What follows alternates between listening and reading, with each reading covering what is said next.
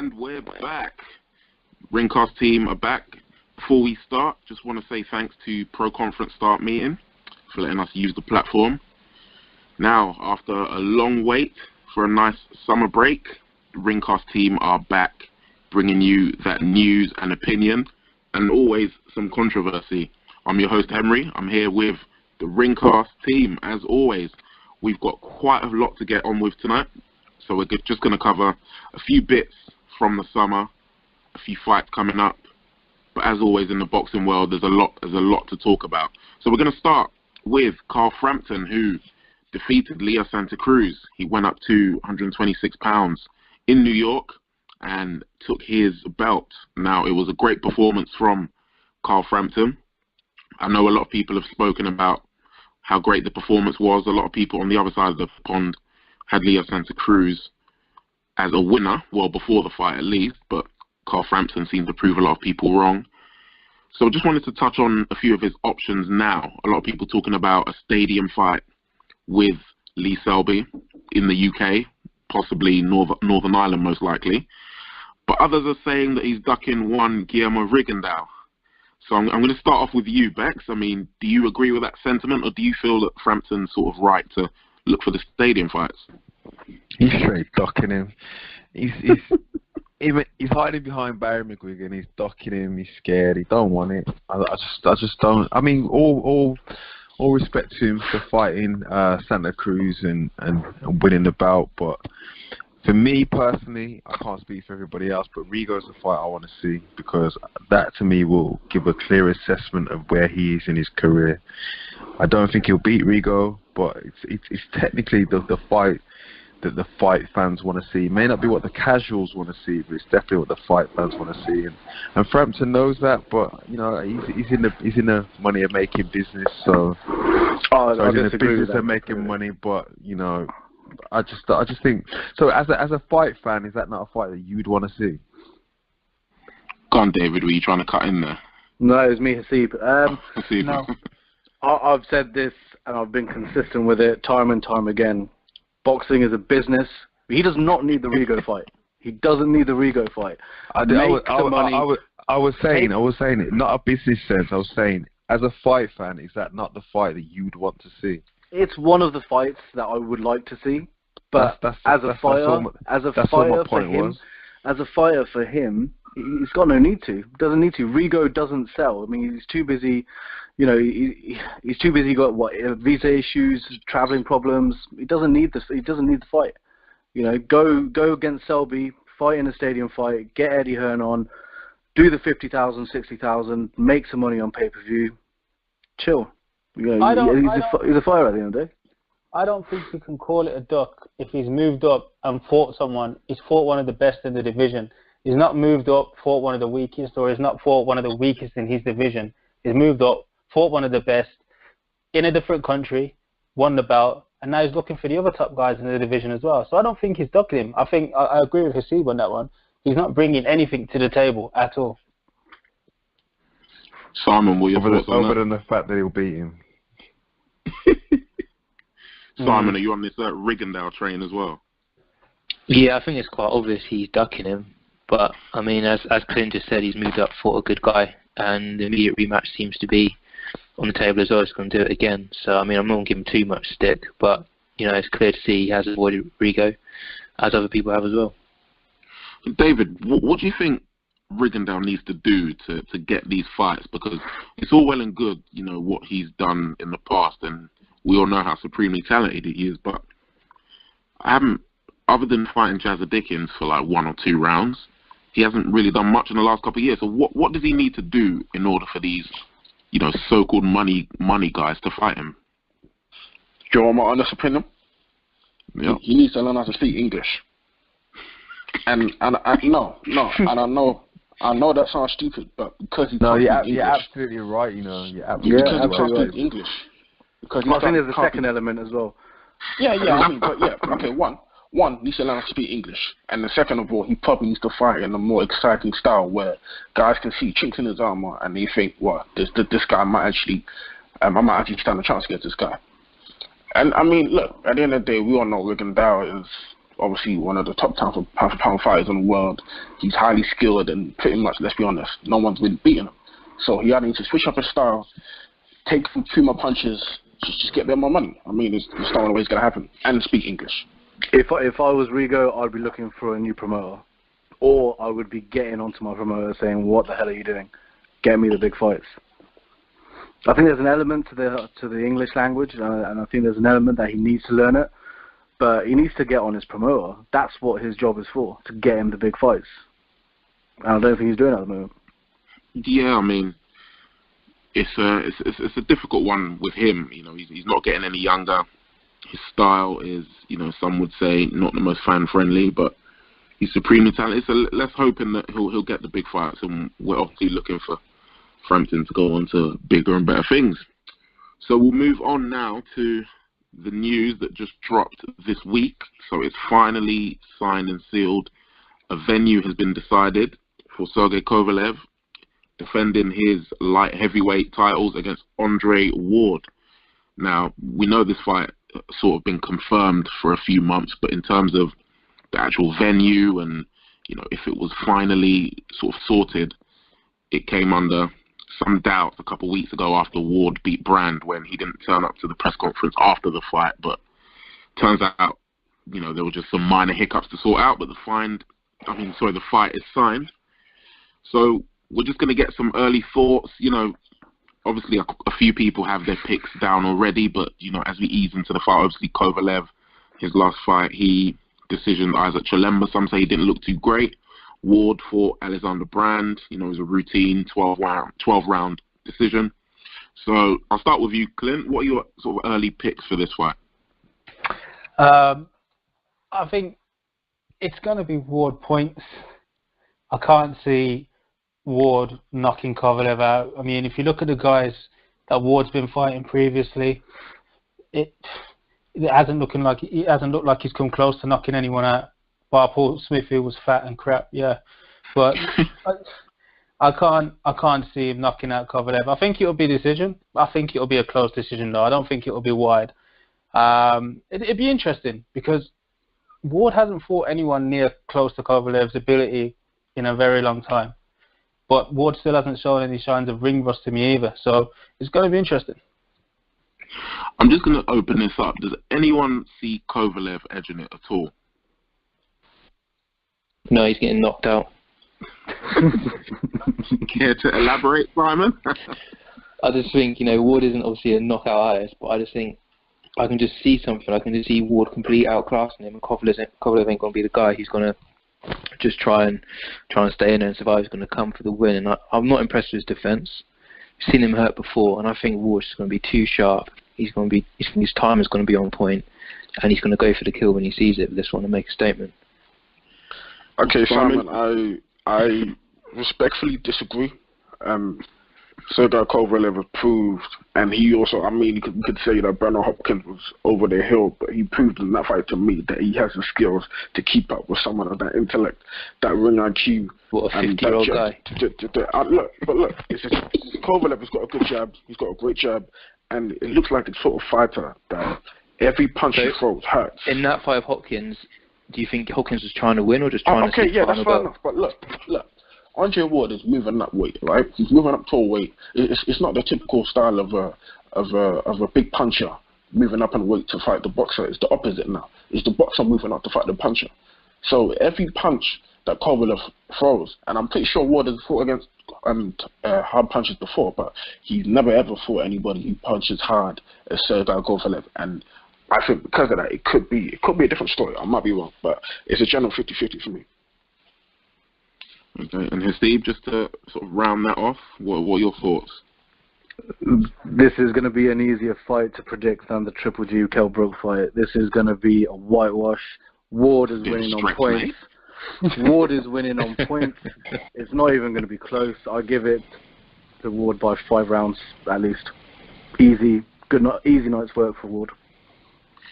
In the words of Stephen, I completely agree. You guys are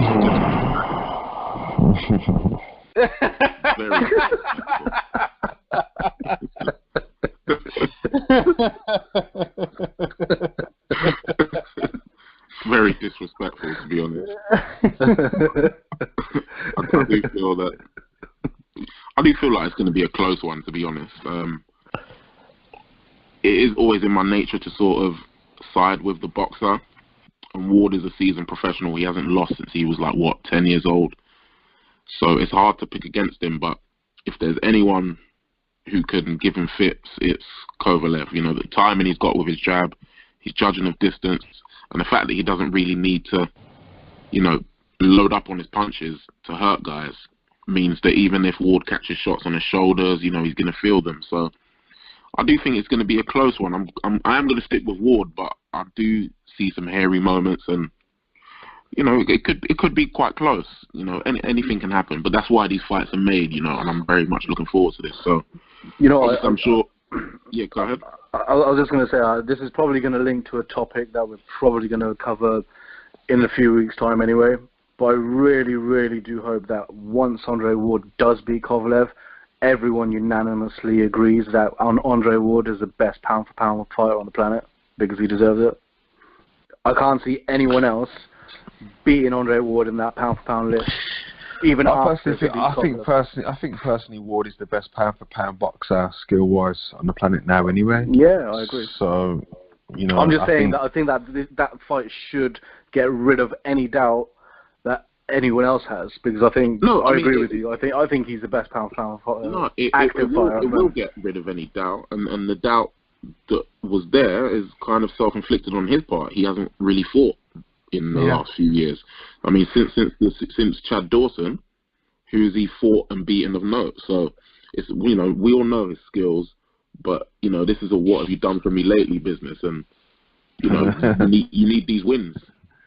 Shout out to Janet Jackson, but you need these wins to put you number one, and I agree that will put him there. But I don't think anyone's disputing his standing.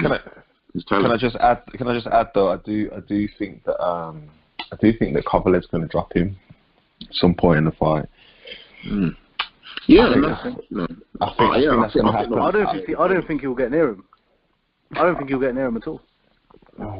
I do think you lot are disrespecting Kovalev. So I agree with Bex. I think Kovalev is a very skillful guy. He's not on Ward's level, but he's a very functional, he's very economical. He's got great judge of distance, and I think he's not going to be a scrub in there, in my opinion. So no, and I mean you only have to look at the way that Andre Ward has approached the fight and spoke about the fight. He knows that this is going to be a stiff test for him, so he's got to take this seriously. So I think that in itself just shows you the level that Kovalev's at. The fact that Superman don't want no parts of him, Superman, Super Gang, Super Ground, whatever he wants to call himself nowadays. Sign the contract. Yeah, do you know what I mean? They don't really want to get in there with Kovalev, and it's a bit of kudos to Ward to really start trying to cement his pound for pound status by taking that fight on. You know what I think? Hold on, before you jump in and see that. To me, I don't see this fight as being a big money marketable fight. If anyone else feels any different, but to me, this is a fight for the purists. So it goes back to the point before. We know it's a business. We know that boxing is a business, but this is the kind of fights that needs to happen to say that okay, yeah, we know it's a business, but fighters are fighters at the end of the day, and they need to fight. Yeah, exactly. And I think at the end of the day, the winner of this will be cemented as the true light heavyweight champion, despite Adonis, I'm the champ, Stevenson being the lineal champ. The winner of this will be the real light heavyweight champion, and I do feel like Kovalev hasn't received the push that Golovkin receives, and obviously Ward is a bit of a Marmite character for a lot of people. Obviously him being inactive and stuff has also affected his sort of popularity since that Super 6 win, but I guess we'll all be winners at the end of this fight, so we'll wait and see.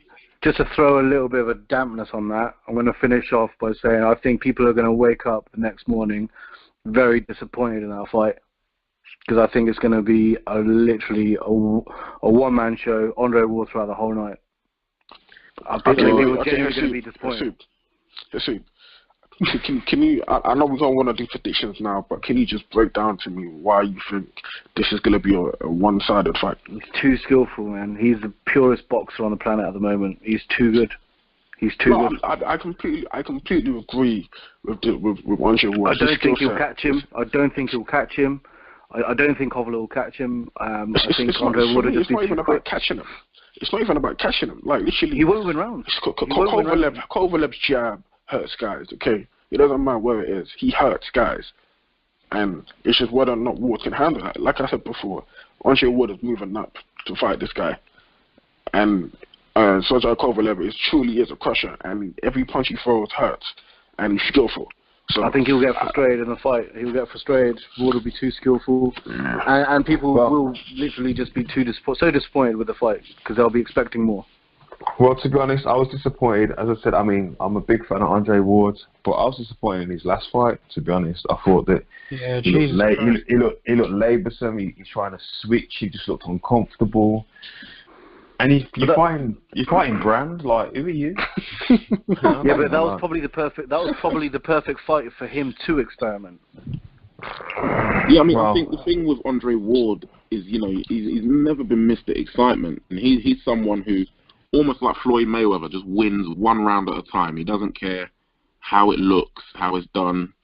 He'll just, you know, stop you from throwing, impose his will, fight at his own tempo, and just win each round at a time, and then just racks up the points. So it is kind of down to Kovalev to, you know, impose himself and make it sort of a real fight, to be honest. So, and Kovalev will definitely impose himself in that fight. There's no way he's just going to sit back and just get his head peppered up for 12 rounds. Like, he's gonna engage with him, and all he has to do is land that shot, and it's gonna make Ward go into a different zone or a different way of fighting, and that's where you will see his true talent, his true skill level. So I do believe he will win, but it's not going to be a cakewalk for him. Yeah, I mean, we've got a good couple of months until that fight, so I'm sure we'll be getting into that shortly before the fight. So now we'll move on to the news. Manny Pacquiao, yes, he hasn't retired. He's chosen to fight Jesse Vargas, Haseeb's good friend, who knows certain fighters on this side of the pond are afraid of, apparently. So, funnily enough, I will get my solicitor involved. Please do not put false accusations through my way or insinuate anything of the sort. Thank you. Got the screenshots, mate. But apparently HBO have decided not to actually broadcast that fight. So some would say it's the end of an era for Manny Pacquiao. Some are just tired of his nonsense. The era's already ended, man. It's already done. This is all Bob Arum's doing. And I think this sort of does kind of signal the end of an era. But in my opinion, it's a case of him looking for, you know, sort of most reward, and you know, the path of least resistance, really. You know, in my eyes, he should have picked Terence Crawford. Crawford was sort of willing, young challenger, but I guess Pacquiao doesn't really want that. I mean, what are your thoughts on this whole thing, Haseeb? It's a joke, man. It's just such a joke. It's, you know, I don't understand, first off, why Bob Arum feels as if the only two opponents for Manny Pacquiao are Jesse Vargas or Terence Crawford. They're both his fighters, aren't they? Yeah, exactly. I mean, it doesn't always have to be that case. You don't always have to feed the family. Like, you can branch out a little bit further. That's been the pattern for Bob Arum and Pacquiao for as long as I can remember. And now HBO have turned around and said no more. They don't want to show the fight. But HBO's budget has been cut, hasn't it? 'Cause, I mean, they showed Canelo Smith fight, which is a bunch of trash. So I think they just can't commit to everything. I think they'd love to, but I think last year it came out that their budget has completely been slashed and they're on the verge of. So now they've decided to take Canelo Smith over Pacquiao and Vargas. I think because when you look at it, Canelo's a bigger star. Sell more right now than Pacquiao will. Yeah, he's a star. Yeah, I don't disagree with that. I just think it's a complete farce. You know, Pacquiao never announced his retirement if he had the intention of coming back in the first place, and if he was going to come back against someone fairly decent. Jesse Vargas, he's a belt holder, weakest champion in the division. these two do not need to be in the same ring with each other. I just don't understand what the logic is behind it, apart from feeding the family. Well, the thing is, because as Sai just alluded to there, Canelo is the star. Like, it doesn't matter who he fights. He could fight a taxi driver. It's still going to sell because he's the star. So Pacquiao's on his way out. I think it's a bomb fight. It's a joke fight. He should just retire and go into politics. Oh, what is that? I don't know what he's hanging around for. Ain't it, man? It makes no sense to me. It absolutely makes no sense as to why he's come back within 3 months of announcing his retirement. Look, Manny Pacquiao not interested. Money problems. Yeah, that's exactly it, Bex. Manny Pacquiao, even though he's gone into politics, he needs money. Let's not forget the fact that he's been a slave to Babam for however long he's been for 10, 12 years. But he must have got a nice chunk out of that Floyd fight, surely. But that probably just paid debts off, didn't it? I mean, if you look at the deal he had with Babam, he gets peanuts compared to other fighters. Yeah, rumors say he only got net 10% of his whole packet. So That's just the rumors. You know what? I actually would believe that. I would believe that because for me, it doesn't seem like Pacquiao is the type of individual who's completely in control of his own circle. That's just the vibe that I get from him. Yeah, you know, he seems to be too happy to try and please everybody when, you know, at the end of the day, you're the one in there taking the punches to the head. So you really need to put yourself first and your family first. And I don't think he's doing that. Well, we'll see. Obviously, the fight's still going to happen. I wonder what channel's going to actually pick that up, and I wonder where they both sort of go from there. But staying in Satanta might be on YouTube. You never know. Spike TV. Yeah. Dave. YouTube free streaming. Yeah, Facebook live stream. But someone who definitely won't be on Facebook next, staying in the welterweight division, is Errol Spence, who knocked out Simon's favourite fighter, Leonard Bundu. It was a cracking knockout, to be honest, and it actually scored 6 million viewers in the States on free TV, which is the most for any PBC main event. A lot's been said about Errol Spence and how he's next and how he's ready to beat everyone. I mean, Simon, I'll start with you. What do you think about the performance, first of all, and where do you think he'll go from there?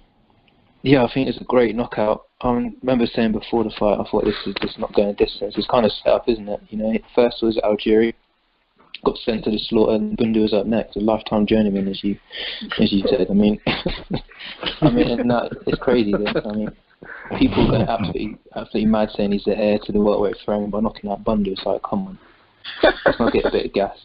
Like, if you got I pick Brook to win. But please, let me go next. All that aside, I think that Spence is a great talent. I think they've not rushed him in there yet with someone elite. I think maybe give him another step up, and then go from there. Like a Porter, I think Porter would be a good fight. Porter seems to be the new gatekeeper at the moment. So give him Porter and see what happens. You know the thing is, like, it's all good saying he's the heir to the throne and he's the real deal. Don't get me wrong, he looks good. But we haven't seen his chin tested yet. We haven't seen him go to any distance. So let's not get ahead of ourselves, because you haven't seen him being tagged. So he might have a weak chin. Well, I'm gonna get ahead. I'm gonna get ahead of myself, and I've always said it. I don't care what anyone wants to say. Errol Spence is the truth, and he beats any welterweight out there that ain't named Cal Brook, as far as I'm concerned. And even Cal Brook, I can't even say who would win that fight. And it's not really just because of his performance against Algeria or Bundu. It's just his approach and his again, like his shot selection, how he commands a ring. I think he's the real deal. I really do. He has the ability of his opponents that allows him to do that. But we've seen, no, come on, look, wait. We've seen other opponents going there to survive. I mean, everybody forgets with Errol Spence, right? These guys he's fought Bundu, he's fought Algeria, and these are guys who fought the Keith Thurmans, the Manny Pacquiao's, the Amir Khans. These are meant to be elite guys. He's not only gone them, but what did they do to those elite guys? Okay, Thurman went the distance with Bundu, but What did Algeria do apart from be a basketball to Pacquiao? He's done nothing. Okay, he rocked calm, I'm but not talking about Algeria. I'm talking about the guy. I'm talking about the Pacquiao. I'm talking about the Pacquiaos and Khans he fought in. These guys are meant to. Pacquiao was meant to. Yeah, he was Pacquiao's basketball, but Errol Spence made sure Chris Algieri never got up again. He made sure the cage was closed. But it's obvious though. It's obviously going to happen. Like, he's obviously going to wipe out Algeria. He's obviously going to wipe out Bundu. Come on. He's on even 70 fights. They're 90-10s. Not even that. 100%. Spencer's a good talent, but they're paving the way for him to look good, which is good marketing, and that's what their job is to do. You know, they want to make sure that they profit off Errol Spence and his career, so they've got to make him look like a world beater. So why not put him in against people who have not been knocked out before or who have not been, you know, trampled all over before? And because he does have the power. You know, we're not saying that he's a hype job here, because he's not. He is very good. How good is he? We don't know, because like Clint said, he's not been tested yet, but they're matching his opponents to the point where they're not really going to test him. Algieri doesn't have that much power. Bundu, as we've said, he's a VIP gatekeeper, so we don't really know. You know, but let's not rush into him, because we don't actually need to rush him into anything at the moment. He's with Heyman, man. We know he ain't getting rushed into nothing. He ain't gonna fight a top fighter for 2 years, 3 years. Well, but he's the mandatory for the IBF, innit? So, Kell Brook's vacating that, so that's not, you know, it's not going to be an issue. If Brook goes to 147, I'll be very surprised if they send him to go fight Brook. Do you think he'd go over to the UK and fight Brook? Why not? Well, the better question to ask is, do you really think Kell Brook's going to come? Al Heyman is not sending any of those guys over. And Kell Brook ain't coming back down to 147. Al Heyman is not sending any of those guys over. Listen, you can speculate about Kell Brook. He's already gone over to fight a Heyman guy and beat him in California. I'm not talking about that. I'm not talking about that. Who is Heyman sending over? I'm not talking about Kell Brook going anywhere else. I'm talking about Kell Brook coming down from 160 to 147. I don't think he's going to do that again. Listen, if Kell Brook feels good, he's not. It'll be stupid for him to come down to 147. Which is what I'm saying. If he boxes great, to be honest. So that shouldn't even be the question.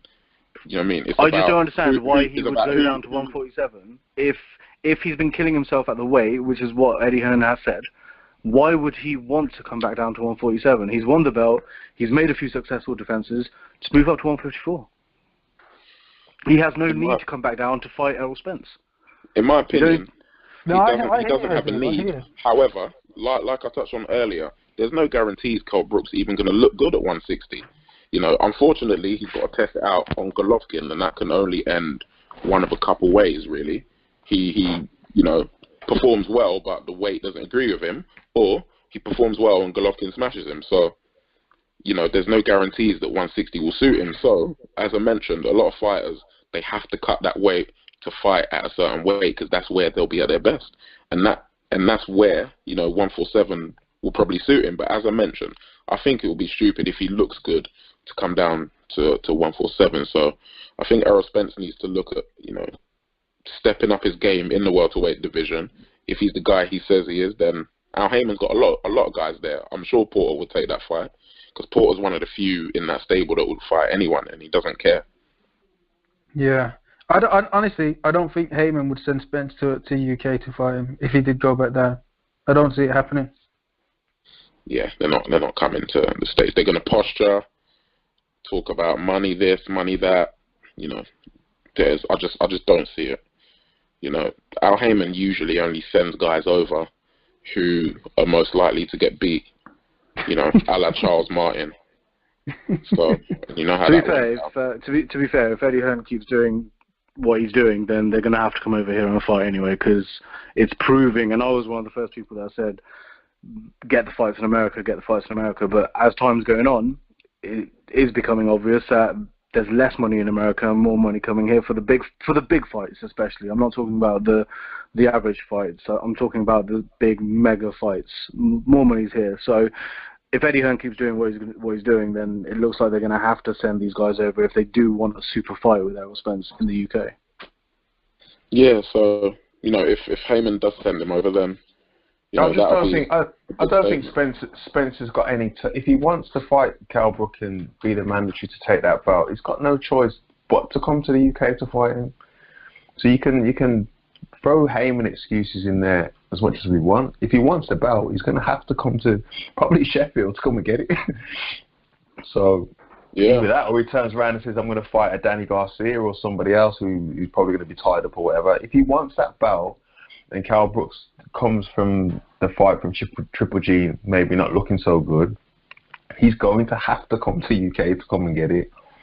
Yeah, but, there is still, because it's a mandatory, they could force it to purse bids and Heyman can just throw the money up and then Brooke would have to go over there or vacate. So, I think there's still some magic that Heyman can work in order to get that to the States, if that's what they want, and if, of course, Brooke moves down, to be honest. Obviously, I think the likelihood is that Spencer's going to be fighting for a vacant IBF belt. Yeah, he'll probably fight the next ranked guy who probably... I don't know who the next... Something. Are you aware of the next ranked guy? I don't know off the top of my head. No. Probably someone dodgy. And the funny thing is, the reason he got the Leonard Bundu fight was because the next ranked guy didn't want to fight Spence. So they went down the rankings, and Bundu was the next ranked. So brilliant. It'll be interesting to see. But speaking of coming over to the UK, I know there's great sort of taxi links, in and around the UK. And Robert Guerrero lost to a taxi driver this past weekend. People keep using this guy as some sort of measuring stick at the 147 division. I mean, Clint, do you think sort of Robert Guerrero should hang him up now, or do you think he should hang around and be a gatekeeper for the likes of Spence? To what? To get a beating? Like, we all know that he'll get a beating from Spence if he's losing to taxi drivers. It's not worth the brain damage. But I know you're putting food on your table, and it's your life. It's what you've been doing. It's boxing. You've got to think of a time to just say, you know what, just allow it, because when you're getting beat by guys like that, I mean, how long has he been a gatekeeper for now? He's just been fighting guys where he's losing, and I don't think he should be carrying on. I think he should give it up and retire while you still got your brains.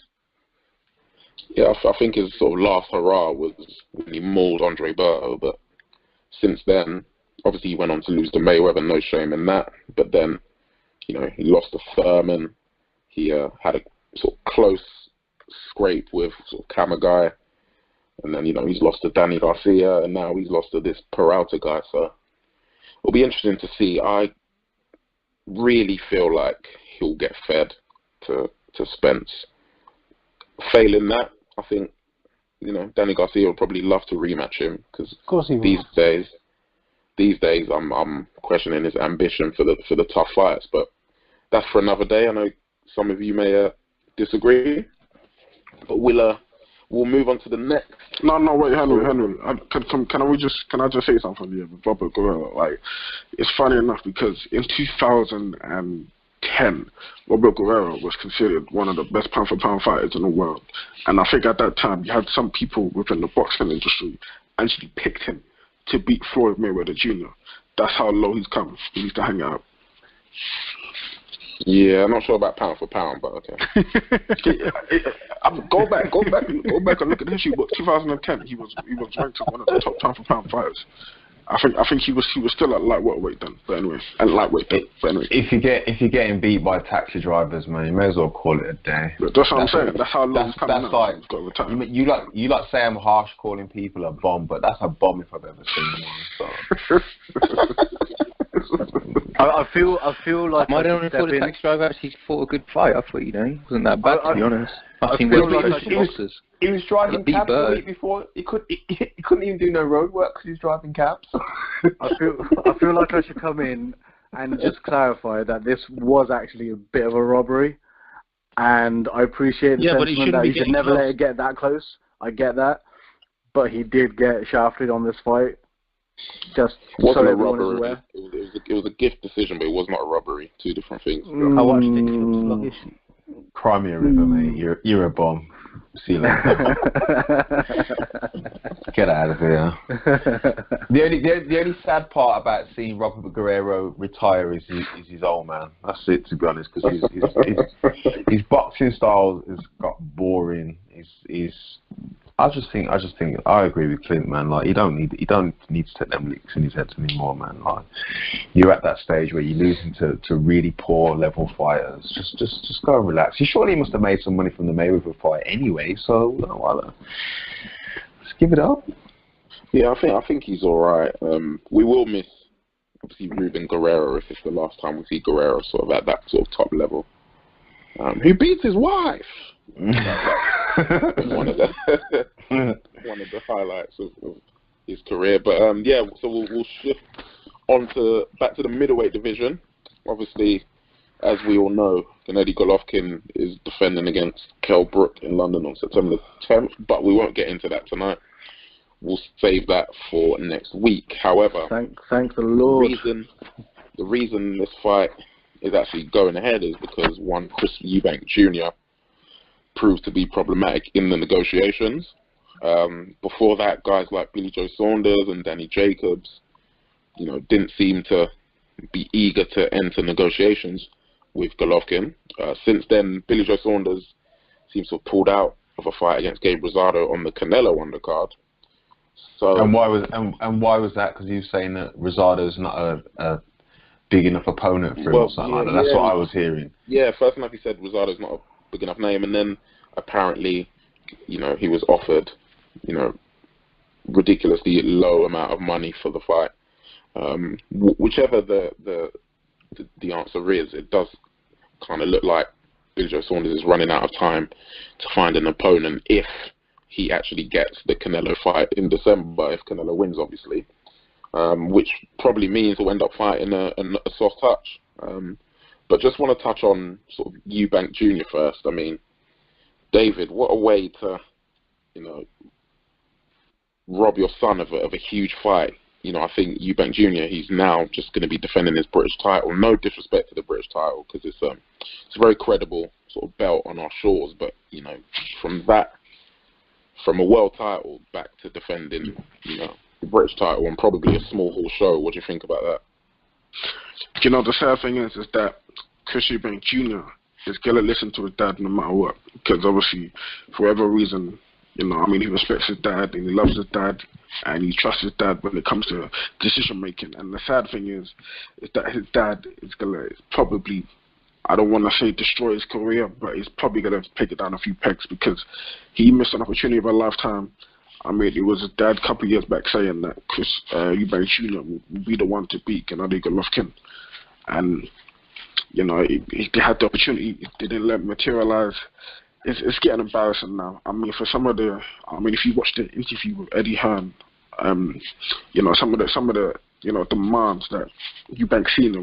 came across with, like picking security, picking commentators, and all these little crap things that you shouldn't be talking about as a manager or even a promoter. That's not something you should bring into a fight. All you got to do is make sure the money's right, get a few things like, make sure your fight comes out first. Apart from that, there's nothing else really to discuss. And it's sad because we're probably not going to see Chris Eubank Jr. fight someone credible for another 5 years. Wow. 5 years. That's like, wow. Wow, that's a bit extravagant. I'm proving a point. I'm just exaggerating a little bit. Yeah. No, I agree. Who's next? This Langford guy. Like, get turned down from the Golovkin fight. At least try and fight someone credible. Get your name up. Like, fight someone worth watching. Keep staying at that British level, man. I ain't interested. I ain't going to be watching that next fight to be using someone as a punching bag. Forget it. Tell him how you really feel, Clint. Tired of it, man. I'm tired of it. Say it with the chest. I reckon. I think Eubank Senior made mistakes in the negotiations. I think he's probably the first one to put his hand up and say he messed up. Pick like you said, David. You can't be picking security and picking who's commentating and picking what the color of the lights are when you come up. It's just nonsense. But I think he would have learned from it, Mr. Eubank Senior. I don't think there's any question about Eubank Jr.'s motives, his ambitions. I think he's a real deal. I think he is confident he can beat Triple G. I think out of most of the potential opponents, including Triple G's next opponent, I think Eubank Jr. has probably the best chance in beating Triple G. And I think the winner of the Triple G and Brook fight will probably have negotiations with Eubank Jr. next. I wouldn't be surprised if Eubank Triple G gets made next year if Canelo Triple G doesn't. And just to switch gears a little bit, I mentioned obviously Billy Joe Saunders earlier. Apparently there's been negotiations for the rematch, but again, a deal has not been able to have been reached. I think, Simon, what do you think about sort of that? Billy Joe Saunders seems to himself be proven to be difficult to negotiate with, difficult to, get him in the ring. He seems to be making these demands where, granted he's got a world title, but other than that, does he have a sort of leg to stand on in terms of making these demands? Yeah, I don't really know what planet he's on at the moment. Saying 80-20, he's the money man. His biggest payday will always be against Eubank Jr. Period. And that's going to be the UK fight, which is going to sell him, going to make him much money. And he knows for a fact there's no way that Eubank's going to accept an 80-20 split. He might get away with 60-40 at best. And he's giving all these IFL TV interviews, talking a load of rubbish, calling everyone names and swearing on the roof. But you got to put pen to paper and sign the fight. And I think Rosado, granted, I have Billy Joe beating Rosado. I think that's a very tough fight. He didn't want to get in there. Because Rosado's going to be there in your face the whole fight as well.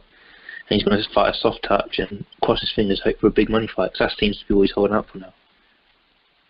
Yeah, I mean, it's interesting. I mean, he said, I think a year ago now that, he wants X amount of money for Golovkin, and then he wants Golovkin to come over here, and sort of now he's, saying 80-20 when Eubank's never going to accept it. Apparently he's had it back and forth with Danny Jacobs, with Curtis Stevens. He hasn't signed to fight sort of Rosado. I mean, Haseeb, what do you think Billy Joe Saunders' angle is at the moment? Well, I've said it before, man. Like, if there was ever a fight to be agreed between these two, between Eubank and Billy Joe, and if it was going to go 80-20, then Eubank needs to take that 80% because he's the money maker in this fight. He's the draw. He's the big name. Regardless of whether Billy Joe's got a belt or not, it's irrelevant. The one who makes the money in this fight is Eubank. So I don't know what Billy Joe's playing at. I like Billy Joe. I think he's very entertaining out of the ring, not as entertaining in the ring. But you need to be real, man. Like, just take the fight, take the rematch. If you're that confident, this is the thing. I don't actually think he's as confident as he would like people to believe in the rematch. I think Eubank does him in the rematch, and I think he probably knows it as well. I think he's scared to lose to Eubank, so that would mentally finish him. If he lost to the guy he hates that much. I mean, if you go on his Twitter account, you see tweets and tweets, and they always mention Eubank Senior or Eubank Junior. He's obsessed. And if he got in the ring and got beat, especially got knocked out, he'd never live it down. But if he did the rematch, got beat in a respectful way, there's always a trilogy. That's gonna be another big money fight. So I think if you're neutral in that fight, if you're neutral at watching that fight previously, you would know that Eubank lost the fight rather than Billy Joe winning the fight, because Eubank didn't step on the gas till way too late.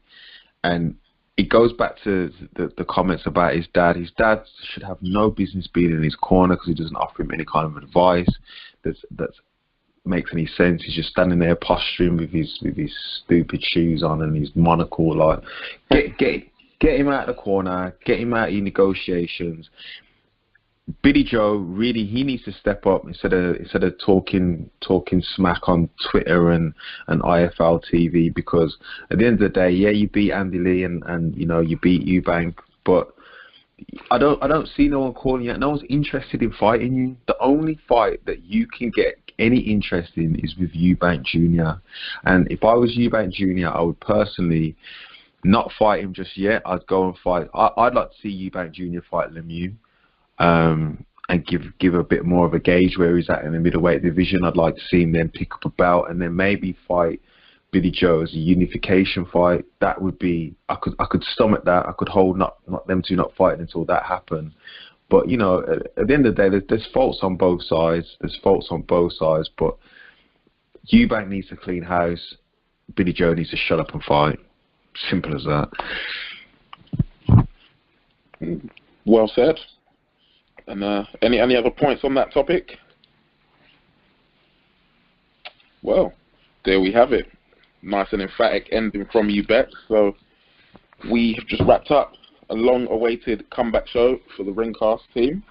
Again, thanks to Pro Conference Start Meeting for helping us get back on the board. So we'll be here same time next week for you, where we will be previewing the huge, on this side, Gennady Golovkin, Kell Brook fight.